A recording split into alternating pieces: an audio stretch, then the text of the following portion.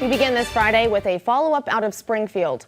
A driver who crashed into a house this past weekend appeared in court today. Welcome everyone to Western Mass News at 4. I'm Amanda Martin Ryan.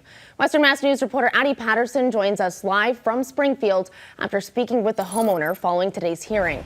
Addie, what did she have to say? Amanda, homeowner Teresa Williams tells Western Mass News this past week has been a challenging and traumatizing week for her and her family.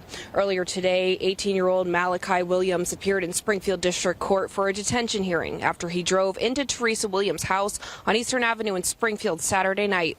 Springfield fire officials say they received reports of the accident right around 11:30 p.m. Police say Malachi stole the car he was driving at gunpoint hours before the crash took place. The crash knocking out the front steps of the house and severely damaging the building and the house next to it as well. Earlier today, I spoke with homeowner Teresa Williams. She says her and her mother stayed at a nearby hotel this week, but have since returned back to their home on Eastern Avenue after a temporary staircase was installed in the front of the house.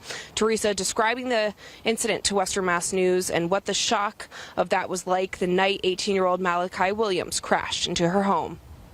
When they pulled him out the car and I got to look at him, I felt sorry for him. He was looking around, where am I at? Where am I at? So I could see he was under some kind of influence. According to his attorney, Malachi was placed on house arrest following today's hearing and has to wear a GPS monitoring bracelet for 1 month while he works to finish school. Teresa also tells Western Mass News at this time her and her family do not intend to press any criminal charges against Malachi and hopes law enforcement can help him get the recovery he needs.